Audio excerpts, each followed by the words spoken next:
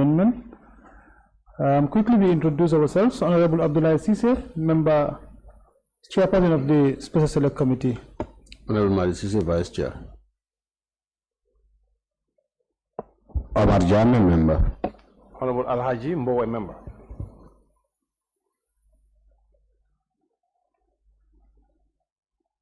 Council and team.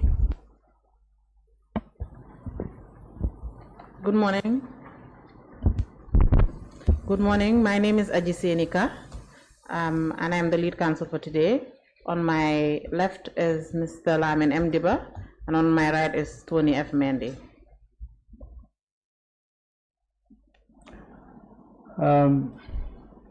We also have the secretariat, although they are not able to introduce themselves, but they are also with us. Good morning, Mr. Jallow. Good morning. Thank you. On behalf of the Special Select Committee of the National Assembly, I welcome you to this sitting convened to inquire into the sales and disposal of assets identified by the Commission of Inquiry into the financial activities of public bodies, enterprises, and offices in relation to their dealings with former President Yahya AJJ Jammeh and connected matters.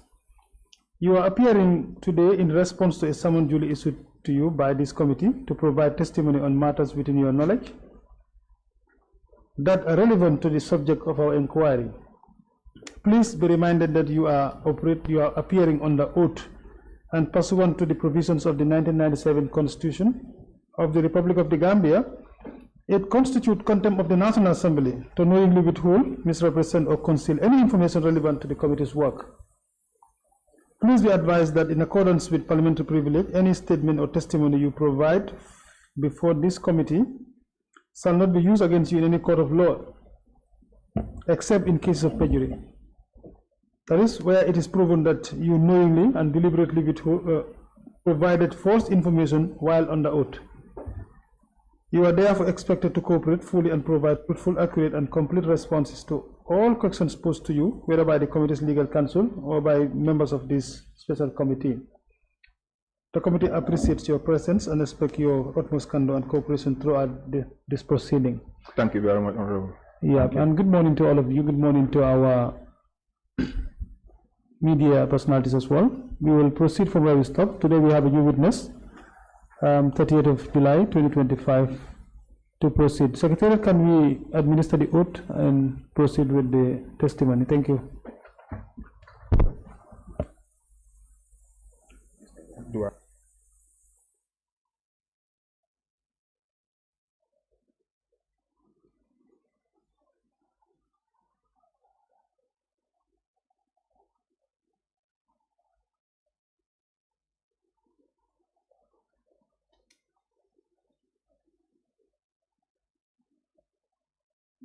Mention your full name. Yes. Yes. I, Alieu Jallow, do solemnly and sincerely and truly swear that the evidence I shall give before this committee shall be the truth, the whole truth, and nothing but the truth. So help me God.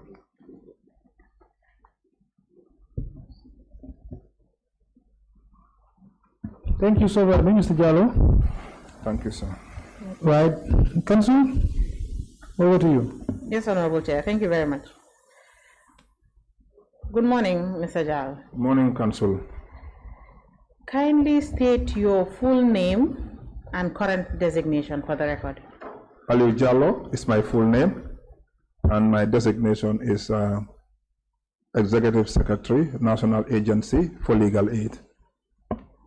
Thank you.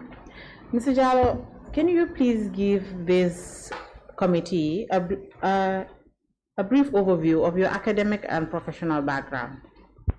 I am someone who has completed high school, of course, to the level of upper 6, and joined university, completed my postgraduate, my undergraduate studies, completed my bar, and as well I've also done a postgraduate, a master's degree. That's my highest. And your professional background as well, please. I'm a lawyer by profession. Yes, by professional background, I mean give us just a brief overview of the different the different positions you've held throughout your professional life? Thank you. Council, thank you. So until at this point when I'm speaking to you, so many people will believe I still work with the media. I have a media background. For 12 good years, I've worked with the national broadcaster. But after that, I have joined the Ministry of Justice since 2012. I've been State Counsel, that's where I started. I've moved in as Acting Registrar General. I've served as the Registrar of Companies. And I've also, held the office of the Creator of Interstate Estate for a period of 1 year before my designation as the Executive Secretary of the National Agency for Legal Aid. So virtually I've worked in all the departments within the Ministry of Justice, except a few. Okay, thank you. Mr. Jallow, so the next statements is just for confirmation. Thank you. And then we can move on with your testimony. Thank you. Kindly confirm whether you received a summons from this Special Select Committee to give a statement to the panel of investigators. I received two summons. One is summons to produce, and the other one is summons to appear. But just to provide some context, I was later called on the day that I was supposed that was yesterday. That was supposed to be the day that I would appear, and the day before rather. And they said that they didn't see me. I said, well, I've been there. I've submitted the documents that I was able to retrieve so far. But they said they needed also my statement. I said, no, what you presented was summons to produce and summons to appear. So they verified and realized that it was an oversight on their side instead. So that is why I had to, come yesterday and, make a statement. Well, Mr. Jallow, just for clarity, yesterday was supposed to be the first day you were supposed to testify, but unfortunately, the witness we had went beyond the allocated time. Thank you. Then we foresaw. Well, that's okay. Please confirm, did you submit documents after you were issued a summons to produce? Yes, I submitted those that I was able to retrieve. But I've also mentioned the ones which I once authored and presented to the Ministry of Justice. One of them is the document relating to the sale of the cattle. I presented a report to the Ministry of Justice after the sheriff sale. The sheriff presented a document to me, and I forwarded it to the Ministry of Justice by way of an internal memorandum. That's what I normally do. But I couldn't trace that. I also could not trace my report, a report I also did when I visited Farato and Banjulunding. I couldn't trace it. So those two documents, and I think those are the ones, because in respect of the sale of the cattle, I only made one internal memorandum which had an attachment. That was the one I did to the Ministry of Justice. Apart from that, the other report that came from the Sheriff's Division was, of course, handed to the Ministry. I also understand. But I did one report, and that report had an attachment of the records of the sales. Okay. Thank you, Mr. Jallow. Mr. Jallow, can you please inform this committee when you were appointed as Registrar General at the Ministry of Justice? I assumed that position sometime in November 2014.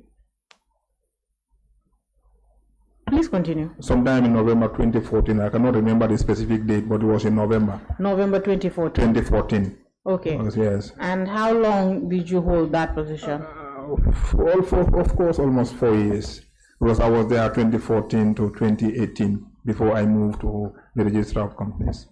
Okay, thank you very much.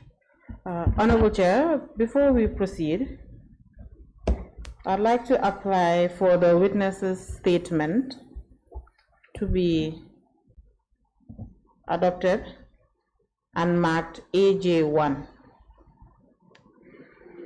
Yes, please.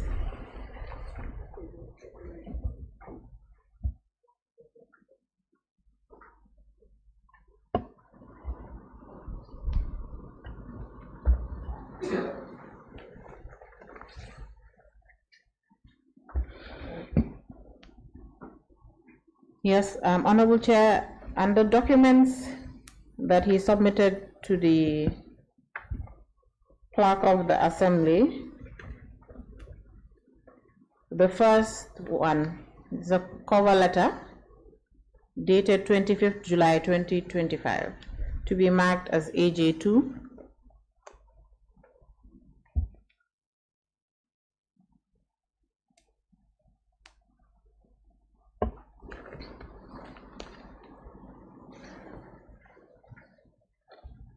The witness also submitted an order of the High Court delivered on the 22nd of May and should be marked AJ3.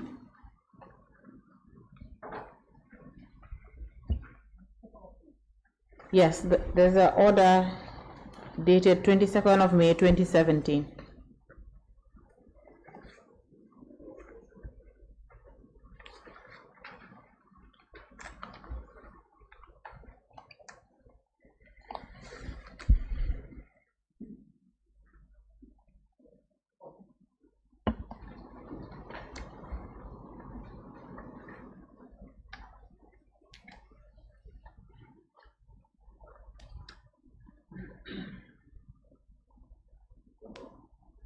Yes, there's a ruling delivered by the High Court on the 3rd of January 2018.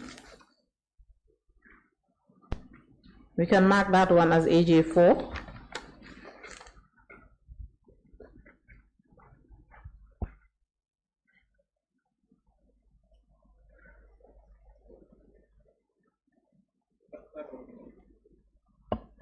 The order delivered on the 22nd of May should be marked AJ3.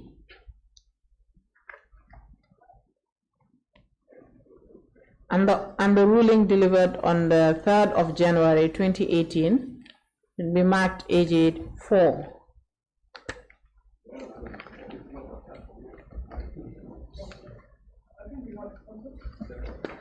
I think we have on the 2nd of January 2018. No. 22nd day of May. It is stamped the 22nd, but the date, sorry, it is stamped the 2nd, yes, Okay, it's the same okay, order. Okay, that's fine, we've seen it, yeah. AJ4, Yes, please. thank you. After that order, there's a inventory. On top of the document, it's written inventory in Kanilai, vehicles / machines. It should be marked AJ5.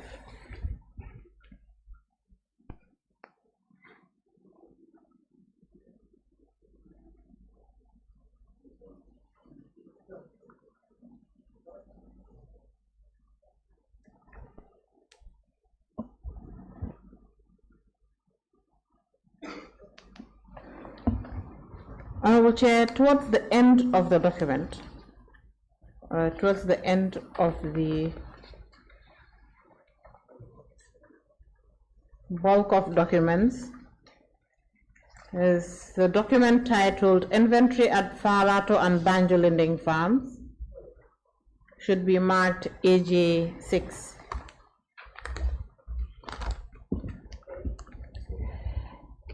Honorable Chair, the witness also submitted a document this morning. It is titled Inventory of Landed Properties Belonging to the Former President and His Close Associates. Should be marked AJ7. That is all the documents the witness has submitted to the committee, Honorable Chair. Very well.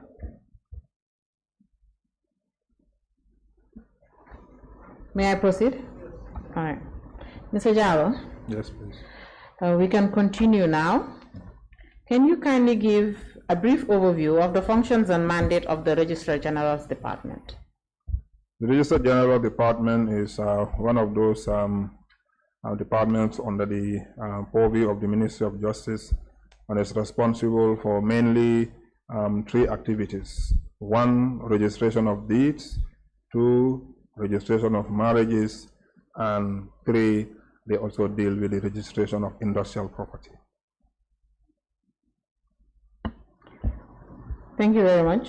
And you can just give a little bit more detail on each of these 3 Those activities. specific roles. Yes, just to guide the committee, and we can move into.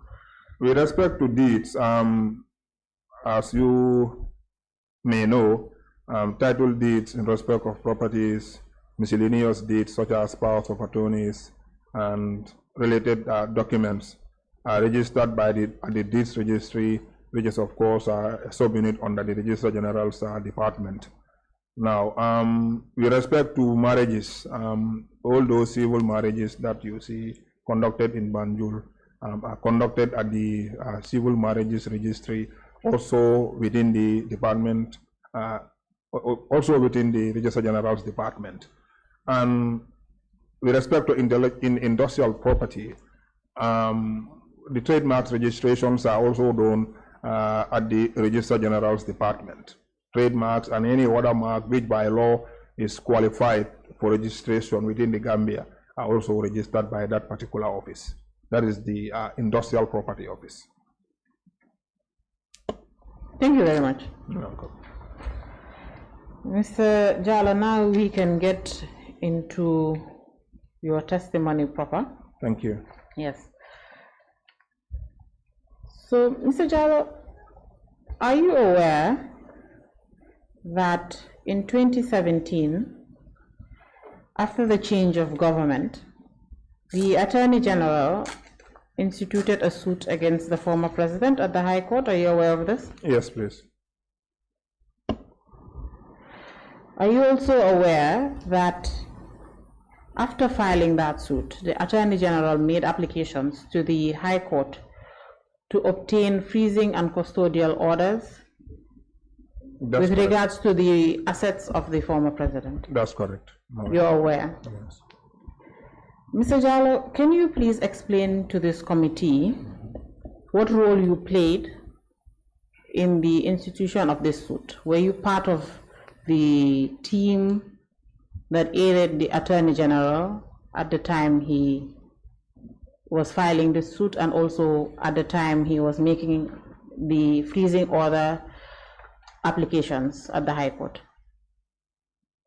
I was not part of the team that aided the application, but of course I was part of the team that aided the enforcement of the subsequent order that was granted by the High Court. Very well, Mr. Jallow. Mr. Jallow, I believe a copy of your statement is placed in front of you. Secretariat, can you please confirm that the witness has a copy of the statement he gave to the investigators yesterday? Yes.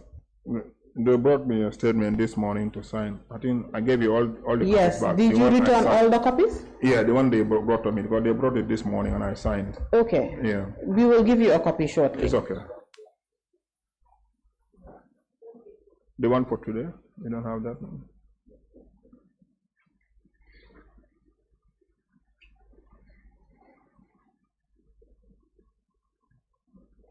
Thank you very much. Yeah.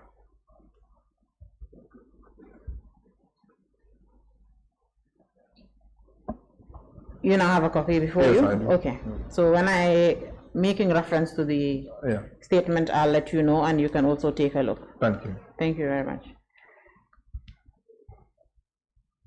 So, Mr. Jallow, after the application by the Attorney General to the High Court, you were appointed by the High Court as receiver? That's correct. Yes, and you were all immovable and movable assets were placed in your custody. That's correct. You've stated that prior to the issuance of the order, you were not aware of what was? I was not part of the team. You were not part of that it. aided the But minister were you in the- aware that the application was going to be made at the High Court? Well, not necessarily. I think I just got news of it and it brought to my attention. But I was not involved in the process. Okay, Mr. Jallow. So after the High Court issued its order on the 22nd of May 2017, and it stated that all movable and immovable assets were vested in your custody and control. Can you, before we get into what happened after the order was issued, can you just list out the specific assets that were vested in your control? I cannot remember the specific assets that were listed to be part of my custodial authority. What I know is that the Act clearly stated that I was to have custody and control of the movable and immovable assets. You mean the order, not an act? The order. Yes, okay, correct. Mr. Jallow, you've attached a copy of the order. That's correct. But we've also received a copy of said order. That's correct. From both the Ministry of Justice and and the High Court. So, Honorable Chair, I'm referring the committee to MOJ 5A. This is because the witness's copy of the order does not contain the annexures. If Secretariat can also provide the witness with MOJ 5A. Yes, please.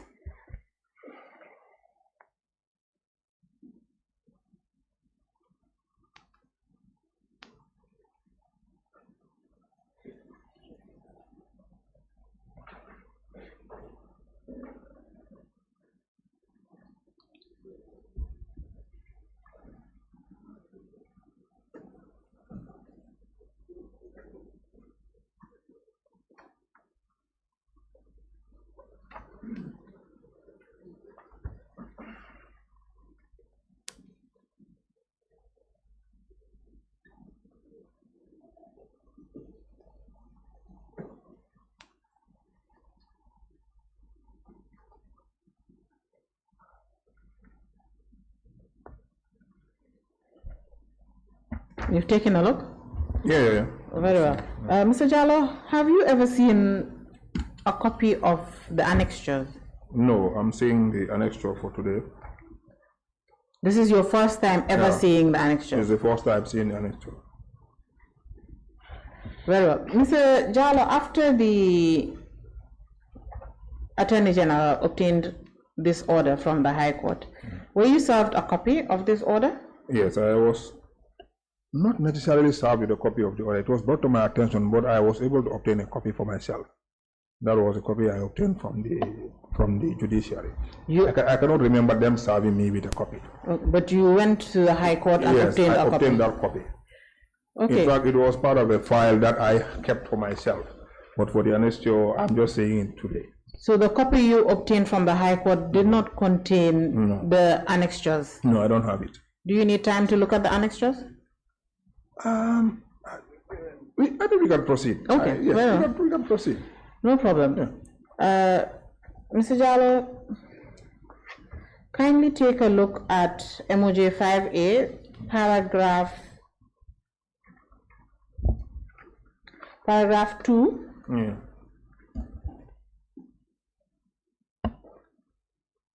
Yes, I've seen it. Can you please read it out for the committee? Thank you.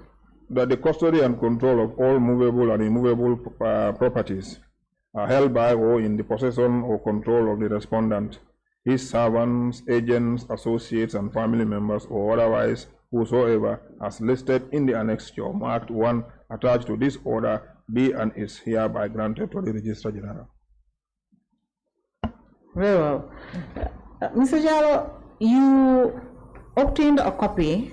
You took the initiative to obtain a copy of the order from the High Court yourself. Yeah. And you were given a copy that does not contain an annexure. Were you not concerned? At that material moment, it did not occur to me. actually, and but that did not stop us from doing what we are supposed to do by virtue of the orders, what the order requested. So, Mr. Jallow, how did you do what you were supposed to do with regards to these assets if you never took a look at the annexures? Please let me clarify this. When the order was first served or was first obtained, do you want me to go into what we did? Yes, we will get to that. Okay. But my concern now, and yes, I just want you to just clarify this to the committee, is that you obtained the order. Yes. You read it. Yes. I do. I believe you would read it several times. Well, I wouldn't say that. Okay. So you just read it once. That was your understanding that we have custody and control of the movable and immovable assets. Yes, at least you read the order once. Yes. And the paragraph that specifically dealt with, yes, your department. That's correct. Mentions a list of documents, or sorry, a list of assets. Yes, that's correct. And you're now telling this committee that you never took a look at that list, but you were able to do work. I'm a bit concerned, and if you can clarify. Yes. That. Actually, the list is a little bit long, so it's quite long. Yes. So now we're going to pause for 2 minutes and or a minute. Yeah. Take a look at the entire list. I think I have gone through the entire list. I've seen it. And you're confirming again that you've never seen this list before today? Yeah, I cannot remember anyway. Interacting with this list, really, I cannot remember. You cannot remember, or you've never seen it? I'm not quite clear, but really, I don't think I remember exactly dealing with this.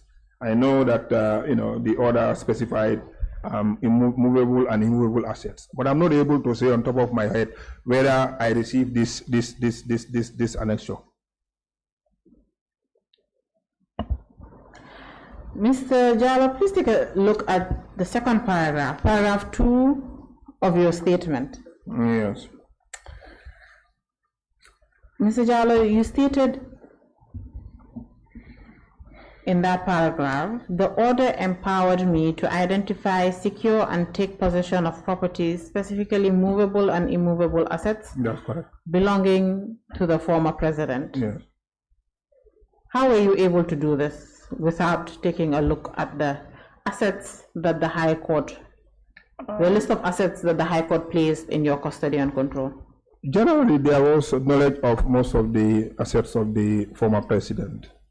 And by virtue of that knowledge in the public space, you are able to trace those assets and take inventory of them. Well, Mr. Jallow, let's continue. Immediately after immediately after the order was issued, you went to the High Court, obtained a copy that does not contain the annexure. What measures did you take as Registrar General to ensure that the order was properly executed, especially the parts that dealt with your department specifically? Firstly, was to convene a coordination meeting with the stakeholders that were involved or who were to deal with the orders, execution of the orders. And that included, of course, the receivers of the companies, Augustus Prom, the Livestock Marketing Agency, and of course, we also invited non-receivers as part of the task force that was subsequently established, and that included the Office of the Sheriff, the security, specifically the soldiers. We had a representative. And someone also was there from the SIS as part of the committee, the task force that we established. Of course, in the operations, we were accompanied by security for the first phase of the exercise. Now, when we convened after the meeting, Sorry, Mr. Jallow, before you just get into the first meeting. Yeah. When you said you initiated a coordination mechanism, according to paragraph 3 of your statement. Yeah. Prior to convening this meeting, so this meeting with the different stakeholders that you have now mentioned, did you have to clear this with the Attorney General? How did you go about organizing this meeting internally at the Ministry of Justice? Of course, it was in consultation with the Attorney General. Everything I did in this process, of course, I would bring it up to the attention of the Attorney General. Everything I did from start to where I ended. And immediately after the meeting ended, I also generated an internal memorandum to that effect and brought it to the attention of the Honorable Minister before we go into operations. Well, Mr. Jallow, that coordination and small meeting you had with the Attorney General before the bigger meeting with the rest of the stakeholders, who else was present at this meeting? Or was it just you and the Attorney General?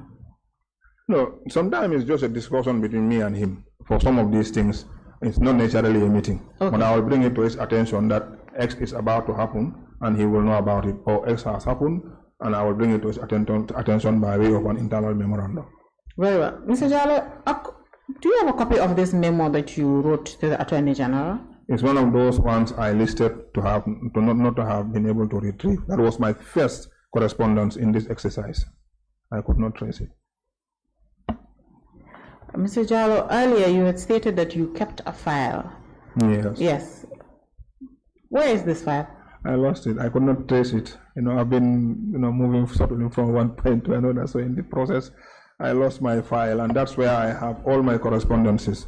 The first correspondence I wrote, that was before we started the exercise, to the last one. I think the last one, if my memory serves well, would be a correspondence. It's a very short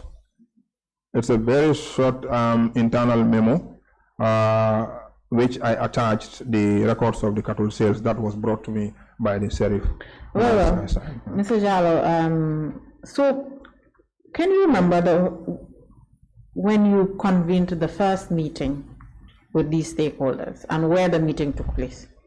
I know where it took place. I can remember that, but I cannot remember the date. I wish I could just trace the document with the first internal memo I wrote in that regard. But it was held at the Ministry of Justice. Okay. Yeah. And Mr. Jallow, apart from the stakeholders that you listed here, you've listed and also listed on paragraph 4 of your statement, who else was present in this meeting? Were there any other officials from the Ministry of Justice present? I cannot remember on top of my head. There may be, but I cannot remember who it was. But I know I was there. And the other members were Augustus Prom. They are also part of that meeting. I think that's the one I did not mention. Yeah, those were the ones. So I don't know whether there was any official of the Ministry of Justice. But normally when we have meetings of that nature,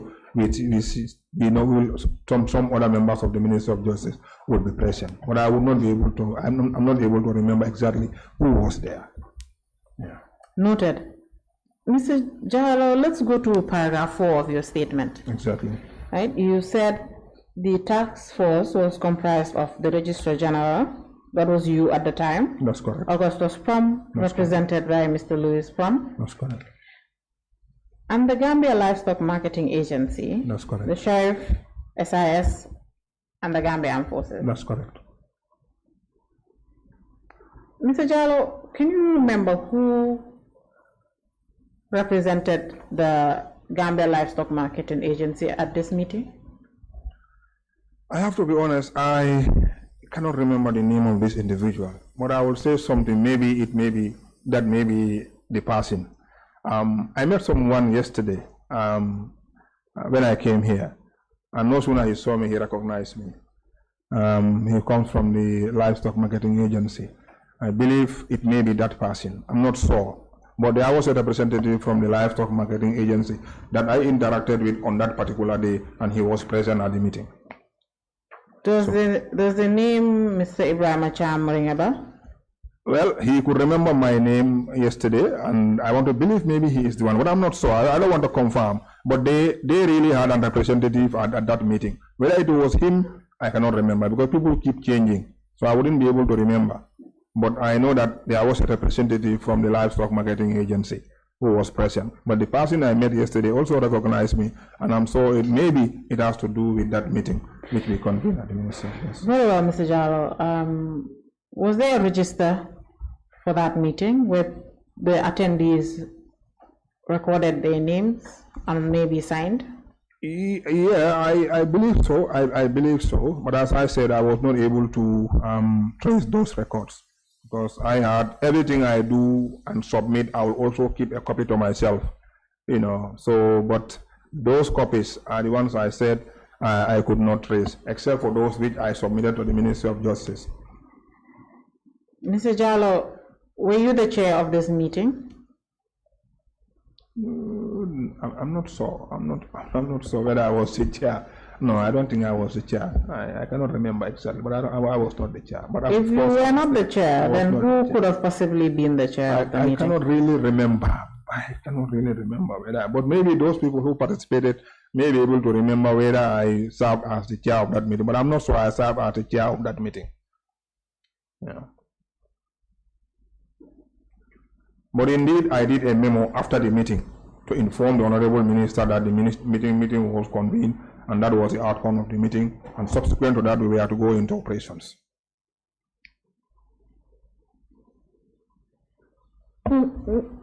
By writing a memo to inform the minister of what took place during that meeting, essentially the minister was not there, isn't it? Yes, he wasn't. Then, Mr. Jallow, you would have been the chair of that meeting. Well, it may be possible, but you know, this has been 8 years now, so I could not remember exactly whether I was the chair. Because normally there will be someone from the ministry who may participate, and maybe we might have given the role of chair to that person, but I cannot remember. Honestly speaking, I cannot remember whether I was the chair of the ministry. But I did, you know, prepare an internal memorandum, which I, of course, submitted to the minister, and we discussed it before we went into the field for the operations. In addition to the memo that you sent to the minister, did you record minutes of meetings for that meeting? I cannot remember whether there were records of that meeting, but I know I had my own, because usually in any meeting I will do my own records, and from those records I can generate a memorandum.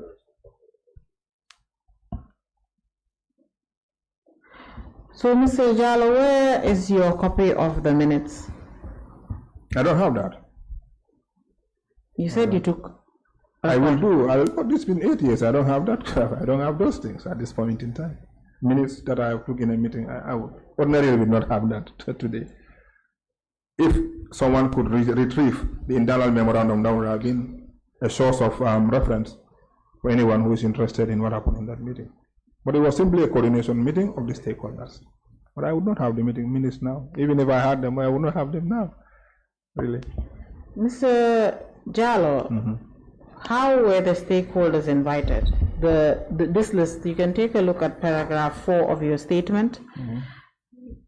The list of institutions that are there, how were they invited to the meeting? It might have been by way of a telephone call or a letter sent to them to come and attend. I'm not sure which one actually was the procedure used or the was used, whether it was by way of a letter inviting them or it was a telephone call. It may be one of those. But I know by virtue of the fact that they have been listed, we are able to access them to come and attend the meeting. Who invited them?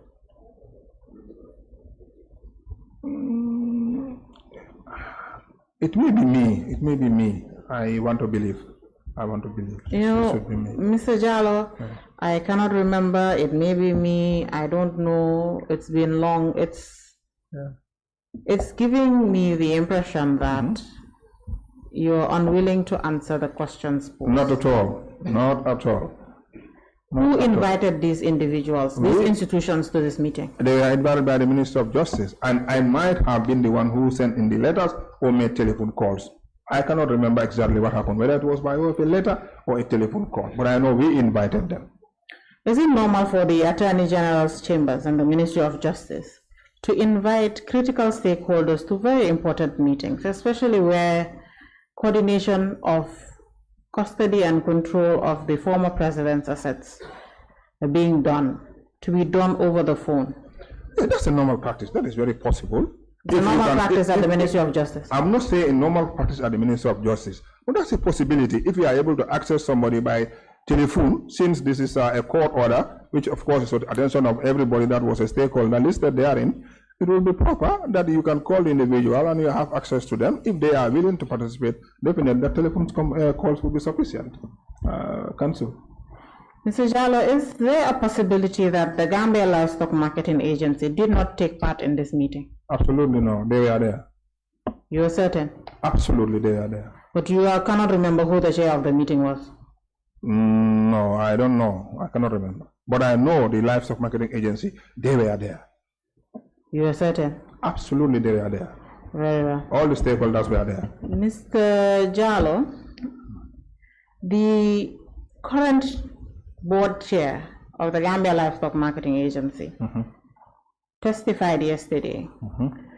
At the time this order was issued, he was a director of technical services at the agency. Okay. Mr. Jallow, Mr. Cham, that's the name of the current chair, Okay. has informed this committee very clearly that the agency did not take part in any coordination.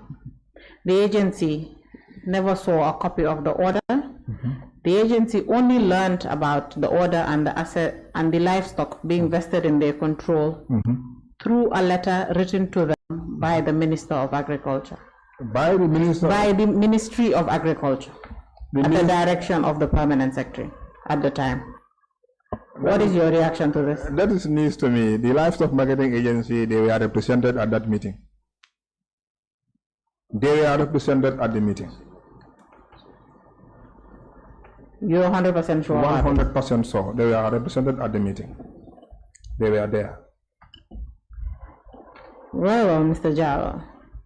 Mr. Jallow, before we move ahead, can you just inform this committee in detail how these stakeholders were identified and who identified these stakeholders to form part of this task force? One, the main stakeholders were identified by the main stakeholders. You can continue. The main stakeholders were identified in the order of the court. The main stakeholders were identified by order of the court. The other stakeholders were identified by us. When you say us, Number one, who do you mean? Us. Me as Registrar General, I identified the other stakeholders to join us. Okay. One, the Office of the Sheriff. We thought it wise to include the Office of the Sheriff by virtue of the fact that they have experience in the enforcement of court orders. And we thought that it was indeed necessary to invite the Office of the Sheriff to leverage their expertise. We also invited the soldiers to be part of the task force because at the time we are reliably informed that most of the assets of the former president were under their care. So for ease of identification and access, it was wise to also have them as part of the team. That was why we also invited the soldiers. For the SIS, there was a need for them to be part of it. They requested that they would want to be part of it to oversee, to witness the exercise. So we also invited the SIS. Mr. Jallow, take a look at the court order again, MOJ 5A.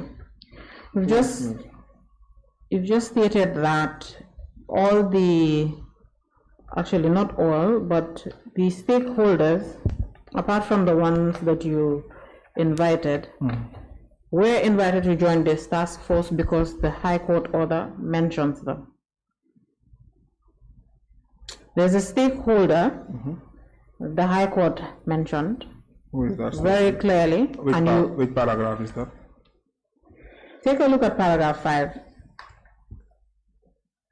That all the wildlife and other animals held by or in the possession of control of the resident, his servants, agents, associates, and family members of servants, okay, hereby cease pursuant to this order and are to be kept under the custody and control of the Gambia Wildlife Services pending the conclusion of the investigation initiated by the Attorney General. I cannot remember somebody from that department. I cannot remember. Why weren't they invited to join the task force? It might have been an oversight, but I cannot remember them. An oversight when the court clearly mentions the wildlife, the Department of Wildlife? Yeah, it could be. The obligation does not lie on me, actually, if you want to go that far. But it was an oversight, I want to believe. But I cannot remember somebody from the wildlife. I cannot remember. If you cannot remember, it's because maybe they were not there. Yes. So now my question is, why is it that the Department of Parks and Wildlife were not deemed important enough to join this task force? I wouldn't interpret it as deemed not important enough. I would not deem it that way. Why were they not invited to join the task force? As I said, it may have been an oversight.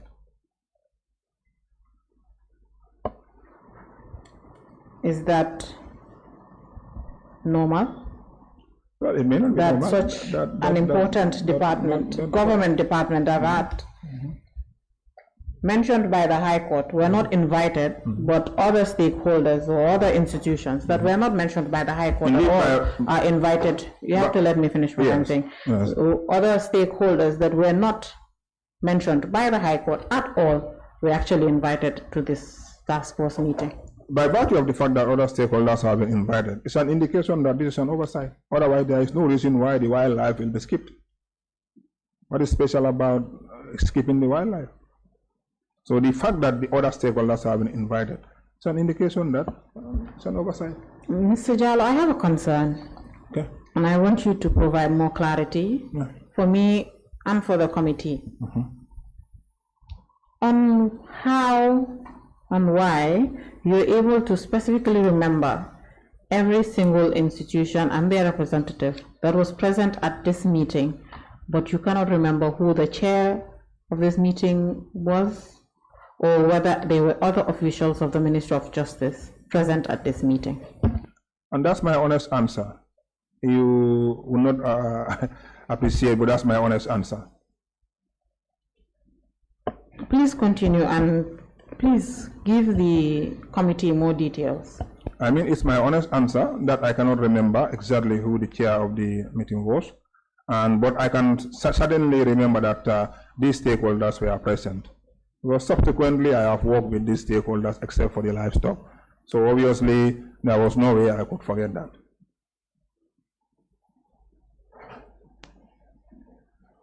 Very well. Mr. Jallow, do you remember the names of the representatives, apart from Augustus Prom?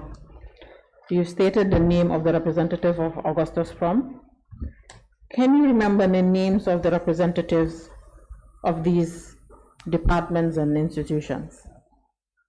If my memory serves well, the one that represented the office of the sheriff would be Musa Sise, from the sheriff division.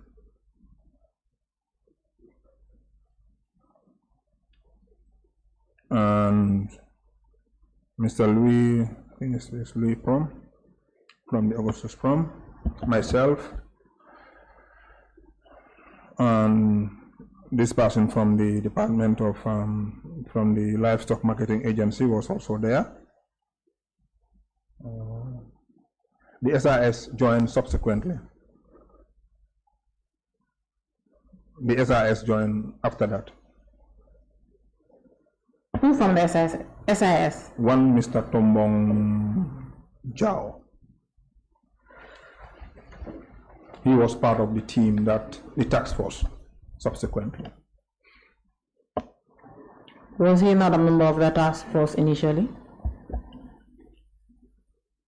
At the meeting, I don't think, he was not at the meeting. The meeting that was held at the Ministry of Justice, he was not there. But I had a request for them to be part of the assets tracing and recovery process. So that is how we brought them on board.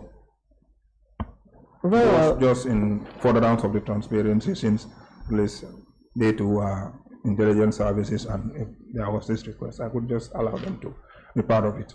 who represented the army? One Mr. Jata, I cannot remember his first name, but he was Jata. One Mr. Jata. Mr. Jata. Yeah, it's Jata. Thank you. Honorable Chair, I am going to refer the witness to Gilmer 2 and Gilmer 3. The Secretariat can give the witness a copy of these two documents.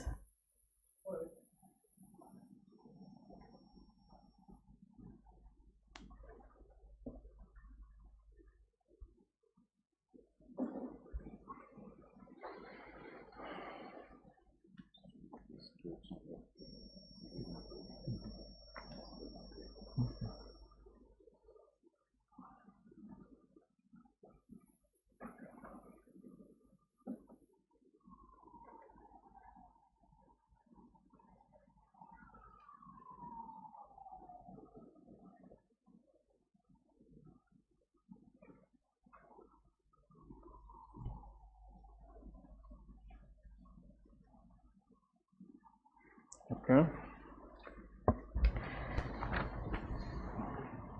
Mr. Jallow, please read out the document marked Gilmer 2. Gilmer 2.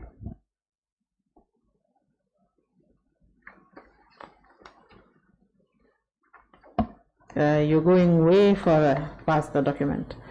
Secretary, if you can show... This one is Gilmer 1A. This one is not marked. Yes, here, Gilmer 2, that's the one. Oh, this has faded out. You cannot see it. You cannot see it. That is 2 and that is 3, huh? Gilmer 3. Okay. All right.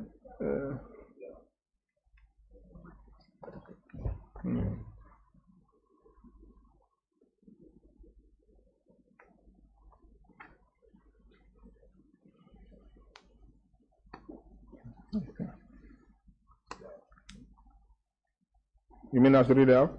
Yes, please. Now this letter is this is a letter from the Ministry of Agriculture, dated 2nd June 2017, and it was directed to the Director General. Please speak into the mic. Yeah, it was directed to the Director General of Livestock Marketing Agency, Abuko, and the heading is Taking Charge of Livestock. Following a letter from the Attorney General's Chambers and Ministry of Justice, you are required to take full control and possession of all the livestock purportedly owned by the former President Alhaji Yahya AJJ Jammeh with immediate effect. This is a court order that should be honored accordingly. A copy of the order is hereby attached for your perusal. Ibrahim Sankare, for Permanent Secretary. It's a letter from the Department of Agriculture. Ministry of Agriculture. Ministry of Agriculture, rather. What's the date on that letter? This is 2nd June 2017. When did the High Court deliver its order? May on the 22nd. 2017. 2017. Well, Mr. Jallow, are you aware that this letter, it's the first communication that the Gambia Livestock Marketing Agency ever received with regards to the court order and the livestock that was placed in its custody and control by the High Court? Well, how this was obtained, I wouldn't know. What led to it, I wouldn't know. But what I know for certain is that we had a meeting in which the Livestock Marketing Agency was I am not present. asking you what you know. Yes. You've read the letter out. Yes. You've seen the content of the letter. I have seen it, yes. What is the letter telling the agency? That they should take control, custody and control. Take charge of the What else livestock. is the letter telling the agency? To comply with the order. What else is the letter telling the agency? You can take a look. That is it. It's to bring to their attention the order of the court and to request for their compliance with the order. Read the first sentence of the letter. Following a letter from the Attorney General's Chambers and Ministry of Justice, you are required. So You there can was a stop letter. there. Yes. So there was a letter from the Ministry of Justice. That went to them. Read Gilmer, the letter marked Gilmer 3.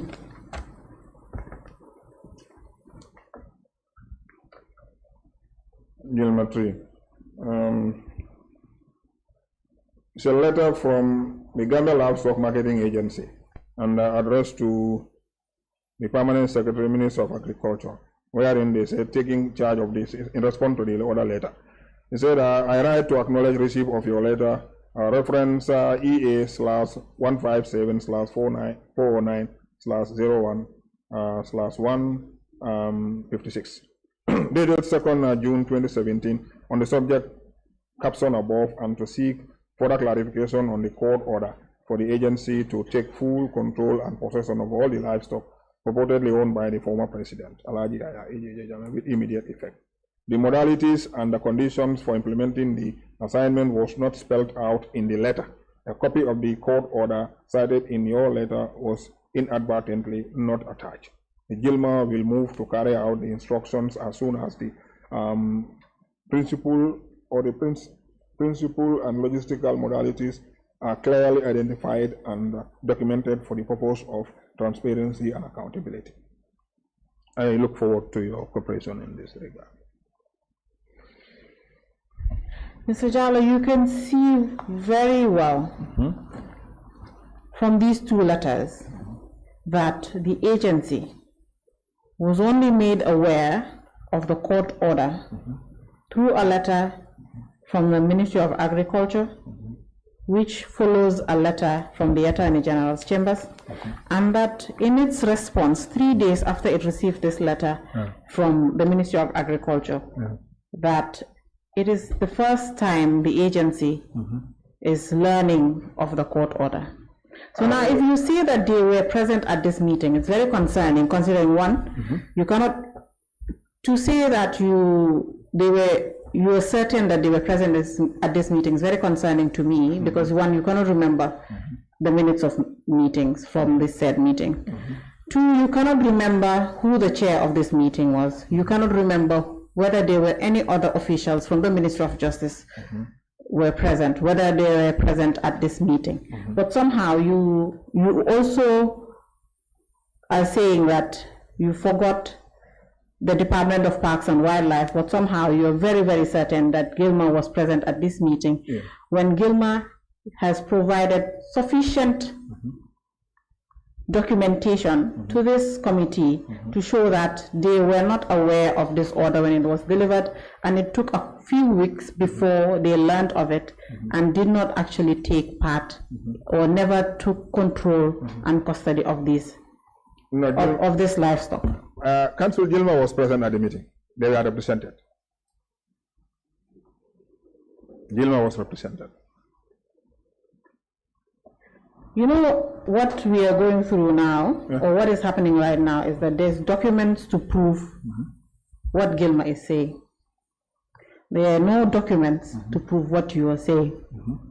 You are saying you cannot find the memo, you cannot find the minutes, you cannot find, or you don't even know who the chair was, you cannot find the register of the meeting. It's very concerning for this committee, and also very concerning to me as well, that somehow there's nothing tangible to show or to solidify what you are saying to this committee right now. Council, I can confirm Gilmer was present at the meeting. I can confirm. Whether or not I produce a document to that effect, Gilmer was present at that meeting. They are represented. All right. Yes. So what is supporting your confirmation? What should the committee use to say just this is my what's memory? Supporting your memory? Yes. But you cannot remember whether a secretary was present at this meeting. You cannot remember who the chair was at this meeting. You're forgetting a lot of things. So now if you say I can trust your memory, I'm a bit skeptical. No. Ordinarily in those meetings, I would not call in a secretary to, you can take your minutes by yourselves, and whatever you want to produce thereafter, you can do so. But I can tell you for certain, Gilmer was present at that meeting. So are you saying you took minutes? Yes, of course I will take minutes. But somehow the minutes are nowhere to be found. I will definitely not keep those minutes by now. I would not have them. Why not? Because what I needed with those minutes, I have wrote it down. I did an internal memorandum and submitted to the Attorney General. So I ordinarily would not be able to necessarily keep those documents after 8 years. Really. Very well. So are you confirming now to this committee that indeed a memo was written, addressed to the Attorney General, yes, and submitted? Yeah. Are you saying that there's a possibility that this memo is existing currently at the Attorney General's chambers. I should think so. Very well. Let's move on. Mr. Jallow, what was discussed at this meeting? What was the agenda for this meeting? It was simply to decide on the modalities as to the operations in terms of implementing the court order or enforcing the court order. That was what we discussed. Basically, that was it, just to coordinate and know that we were supposed to enforce the court order. That was basically the meeting. For coordination? Yeah, it's for coordination. Okay. So what happened after that meeting? We immediately after the meeting, as I said, I did the memo, because usually before I do anything, I will inform the Honorable Minister. It's either sometimes we had a face-to-face discussion, verbal, but for most of the things, I would send them to him by way of an internal memorandum. As I said, I did an internal memorandum and discussed it with him and got his blessings, to go into operations. Please continue. So we went into operations thereafter, and as I said, we started with the service of the notice to all the companies and individuals affected by it. And during that phase, we... Sorry, before you continue, you just stated that you facilitated service. Yes. Of the order itself? Yeah. Or just a letter, anything? What exactly did this service It's just to indicate the content of the order, to indicate that there's a court order freezing a particular asset. So if you were in custody of that asset or an occupant of the asset, we would ordinarily serve you with that notice to bring it to our attention. Okay, but it was not the order itself? Not the order itself. Very well. But the content of it. Okay. So basically, we can say a summary of the content of the order. Exactly. Just to say that there is a court order to affecting assets of the former president, and we are bringing to attention. Okay. And we will have meetings, with those people. Okay. So before we continue from where you stopped, you mentioned that the order was served on different people. Notice of the Sorry, the notice of the said order was served on different people. Exactly. By the way, who prepared this notice? Myself. You did? Yeah. Did you keep a copy of this notice? Normally the copies will be in my file, as I said, but I lost that file. But I'm so many people will have copies of that notice, those who receive the orders. I did those notices. Well, Mr. Jallow, so before we move any further on what happened after the meeting and actions taken, so you said the first course of action was to prepare the notice and serve. Who did you serve this notice to? If you can break down whether there were public institutions involved, private institutions, were these homes? Just all the banks. Tell us in detail who this notice was served to. All the banks that were affected, we served them. We served individuals in occupying private properties. We've done that. We've also served some institutions, of course, belonging to the former president, so companies rather, belonging to the former president, and many other places where we have knowledge of the president's properties. We have served those notices there. And that was the first phase of our exercise, which took quite a while to complete. So commercial banks? Yes, indeed. And other institutions? Yes. Yeah. Was this served to every commercial bank in the country? I want to believe every other bank that was affected was served, and we had meetings with their managing directors or their representatives. For every bank that we went into, we served, and also had engagements with them in terms of making them understand the legal implications and compliance requirements of the order. Mr. Jallow, when you say every other bank that was implicated, can you please clarify what you mean by that? Custody of accounts of the president, we would serve. In fact, if we serve all the banks where in this country, all the banks that really we had custody of the president's accounts, we serve them. How did you go about, or how did you acquire knowledge of the banks that the former president had accounts in? Well, of course, you're now bringing me back to the issue of the annexure. Maybe, at that time, we had the knowledge of that, the existence of those accounts. And we ordinarily, since the mere fact that we were told that accounts were also supposed to be frozen, we ordinarily would serve all the banks. So we did not pick which banks to serve and which not to serve. So we serve all the banks. And that was, of course, accompanied by Augustus Prom to do that, because they were the ones receiving those assets. When you say we, who are you referring to? The team that was going around to serve the notice. We are with Augustus Prom. Who are the people in this team? Augustus Prom, myself, if my memory serves well, Modu Musa also was accompanying me from the Serif division. And then we had the security that was moving with us also. That was basically it.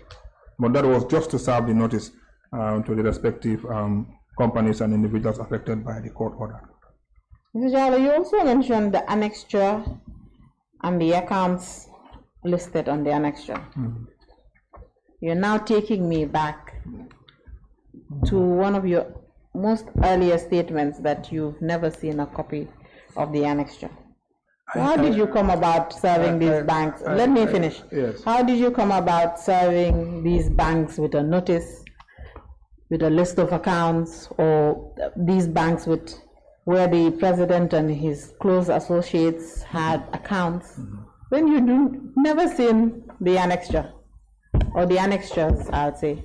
My lady, as my counsel, these things could evade your memory. This has been a long time. This has been 2017 to date. And you will agree with me that given the enormity of the tax, naturally one can easily forget. So, but I know for certain that we have served all the banks in this country with this court order, the notice of the court order rather. Well, Mr. Jallow, I agree with you. I agree with you. But this is where I will take you back to the importance of records. Indeed.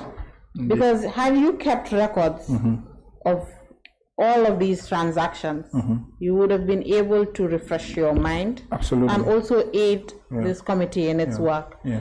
But if you say that, oh, it's been such a long time, so records are bound to be lost, and it's not even such a long time. It's just been 8 years. That's quite not a while. Even full 8 years. That is quite That's a while. quite a short time for records to be lost, especially in a government department like the Registrar Generals. From what you've been saying here, it looks like you did not keep records for the department's memory, but you kept records for yourself. And if you look at the High Court's order, you were not the person that was, you are not the department that was appointed by the High Court. It was the Registrar General's department, meaning that whoever assumes office at any point in time, as long as the order is standing, is going to be the person that should carry out the orders of the High Court. So now please explain to this committee why you personalized the records.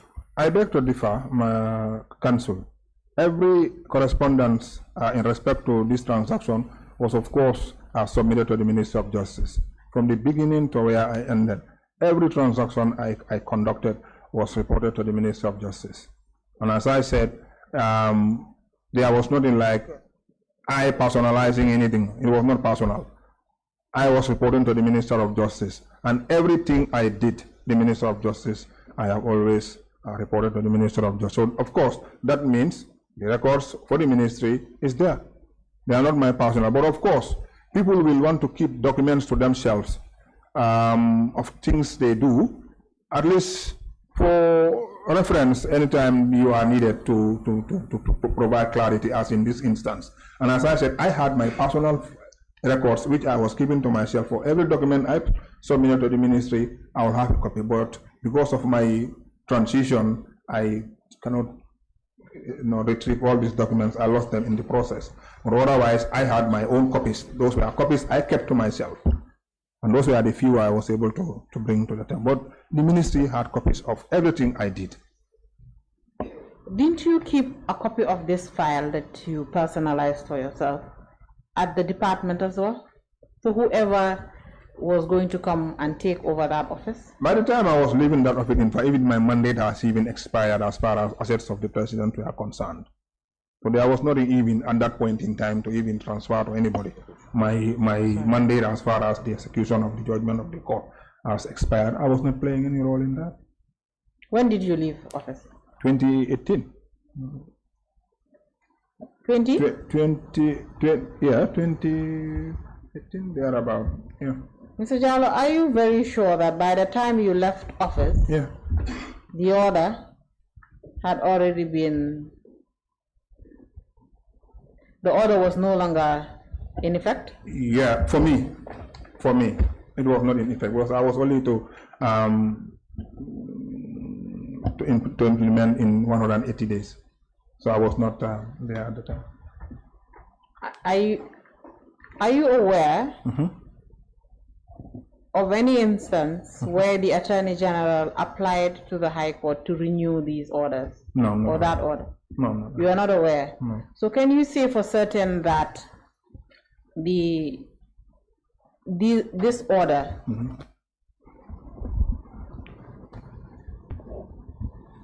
are you saying for certain that this order that you're referring to was no longer in existence by the time you left office? Yeah, I never had custodian control at that point in time. You're very certain? Absolutely. It's just 180 days.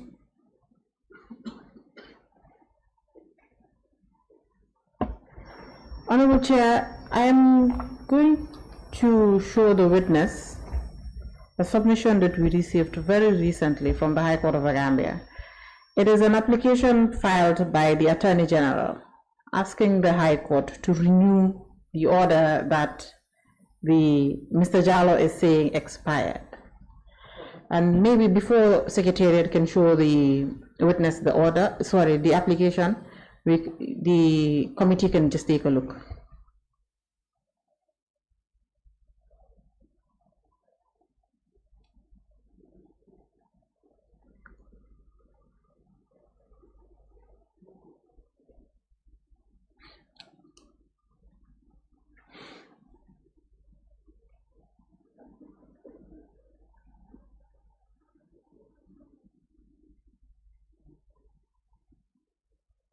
Honorable Chair, here's also another document submitted. This is the renewal order by the High Court.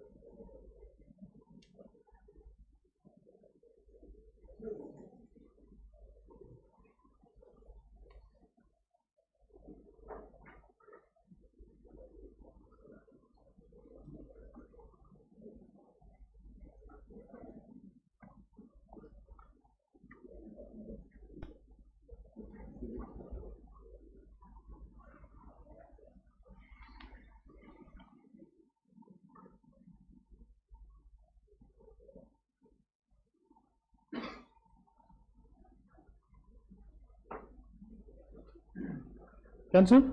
Yeah. Very well. Honorable Chair, if the witness can be just shown the documents.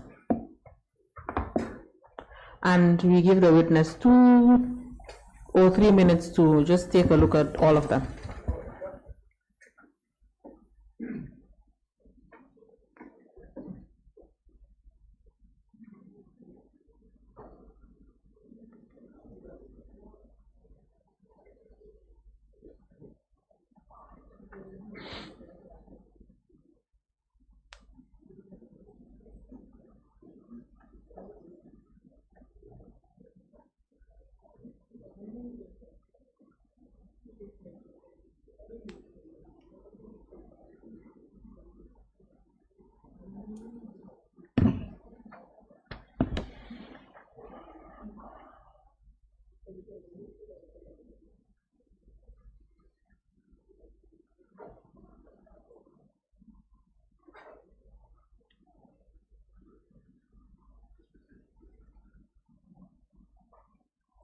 I've seen it. I'm seeing it for the first time. Mr. Jallow, this is the first time you're seeing that those motions, the attachments and the orders? Yeah. So what have you learned from these documents that you've just seen? This is merely an order extending the mandate to have a custody of this, but it was never to my attention. I'm seeing this for the first time. Speak closer to the mic, please. I'm seeing this for the first time. I'm not aware of this. I'm not involved in the process of the application. It was never brought to my attention. In fact, I'm not aware that it was ever obtained. Mr. Jallow, if you see this, I am going to be very, very concerned. I actually am very, very concerned because you earlier told this committee that after this order expired, the 180 days, you were done with the whole transaction. And 180 days, if my mathematics serves me a little bit right, is about 6 months. 6 months. 6 months from May will be November, December? Am I correct? Somewhere there. Yes, around that time. So the order was renewed, you can see, at least twice. And you're now telling the committee that you are not aware at any point in time whether this order is renewed. I'm not was aware. renewed. I'm not aware. At all. At all. So, Mr. Jallow, so you were informed about the first order, you had a copy of it. Yeah. Are you telling this committee that after the expiration of the first order, which should be around late November to early December, between November to December of 2017, you did not do any work with regards to the assets of the former president at all? If I have done work, it would be work with the instructions of the Attorney General. Now, let me explain. Go ahead. There was a time of transition between Augustus Prom and the next receiver, the one that subsequently received from Augustus Prom. I remember there were times... Before you go ahead, can you please specify when the date of this transition? I cannot remember exactly, but I can remember the context. There was a time when Augustus Prom was to hand over to another receiver. And who was this receiver? It should be Alpha Capital. I was asked by the Mr. Binga. Mr. Binga said with the instructions of the Attorney General to accompany Mr. Binga. And I'm sure that is maybe by virtue of my involvement in the assets management and recovery process, my attention was drawn to accompany Mr. Binga to go and verify inventories that were done by Augustus Prom in certain locations. For situations like that, yes, I might have played a role. But apart from that direct role in assets recovery, I was not involved. No role in assets recovery, no role in sales? Of course, I played a role in sales.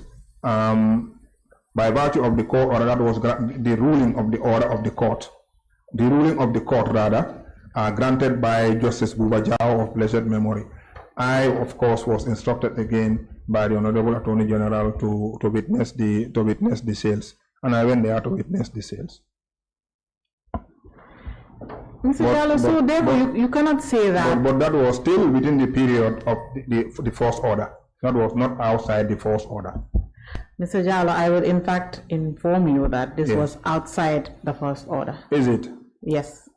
The order of Justice Jallow was delivered on the 3rd of January. The ruling, yeah, of Justice Jallow. Yes. Yeah. And all the activities related to that order, all the activities carried out pursuant to that order were done after the order was delivered, or the ruling was delivered in January 2018. That is way outside the 180 days. Anyway, I know for certain that the minister has instructed that I go and assist them. But quite frankly, I'm not aware of an extension of my mandate as per the order that you have just presented. If you are not aware of the extension of your mandate, did it not raise a cause for concern for you that you were still carrying out functions related to that order?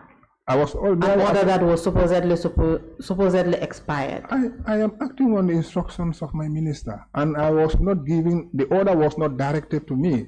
I think that needs to be clear. The ruling was not directed to me. The ruling was directed to the office of the sheriff. So it was on the instructions of the minister that I accompanied, I went there, but not that the order was directed at me. It was never directed at me. So you were carrying out functions that were outside the order of the High Court? No. Because the High Court order of the 3rd of January 2018 was very clear. No. And you are not mentioned in it. No. I did not carry out any order of the High Court which was not addressed to me. I did not say you carried out orders of the High Court. I said you carried out functions that were closely related to what the order of the High Court stated. Let me finish. To what the order of the High Court stated, and to you, the initial order of the High Court had already expired, therefore discharging you of all duties, responsibilities that the High Court had placed on your department. So now, how do you expect us, the committee, to believe that after the expiration of the High Court's initial order, you did not do any work regarding, or any work that is related to the initial order of the High Court? No, I didn't do any work, as I said, based on an order of the court. But I did, of course, accompany people to verify inventories that were conducted by, or that were done by Augustus Prom. That I did. But in terms of orders of court directed at me, I did not have any such, except for the fact that with the understanding that I was part of the process, the minister has instructed that I accompany the sheriff. That, as far as I know. But in terms of an order of court directed to me, in terms of extending my mandate, I'm not aware. No one ever brought it to my attention, and I'm not aware of even such application before the High Court, quite frankly.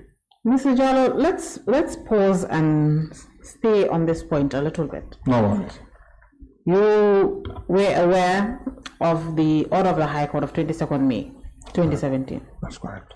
You took up the initiative to convene a meeting of stakeholders that the order also mentioned, and even invited stakeholders that the order did not mention. With the directives of my minister, yes. Very well. Them. You did that. And then you carried out other actions, such as preparing a notice to notify banks and other institutions. That's correct. And even in individuals. That's correct. About the order of the High Court. That is correct. And its content. That's correct. Mr. Jallow, you also took another step further to go and visit these locations. That's correct. You visited the banks, you visited private property that is supposedly owned by the former president. You also visited farms, you took inventory, you prepared reports. You did all of that and then you were aware that the order issued on the 22nd of May 2017 was to expire after 180 days. After the 180 days, did it not occur to you to speak with the Attorney General or write to the Attorney General to ask about the status of the order? The things you mentioned, you listed, maybe you need to understand that it's not everything that we dealt with. You mentioned the banks. We are not dealing with the banks. We did not visit banks for purposes of enforcing the court order. We merely serve notices to the banks. I did not say that you enforced the order. I'm just saying that because you mentioned it as part of the things I did. The banks were mentioned because we serve notices on them, but banks were to be received by Augustus Prom. That needs to be very clear. Now, in terms of our rule was indeed to trace assets, and as I rightly pointed out, we went out to all these premises where we have knowledge of the president's assets, and notices were served on all the individuals who were in occupying those assets, those properties. That we did. With respect to work done after the expiry of my mandate, of course, I've also mentioned that, and that was based on the instructions of my minister to go and help in the identification of those inventories that were done by Augustus Prom. That apart, I never played any role, because what happened is, by the time our mandate expired, the Commission of Inquiry has already been set up, and we are doing almost the same things as the Commission of Inquiry. And that was the time we started with the inventory of the landed properties. We started in Banjul. Remember, before we went proper to do inventories of those landed properties in Banjul and elsewhere, we first served notices. After serving the notices, we now went on with the tracing of assets, because it was within our understanding that some of these assets could be easily relocated. And as a result of that, you needed to take quick steps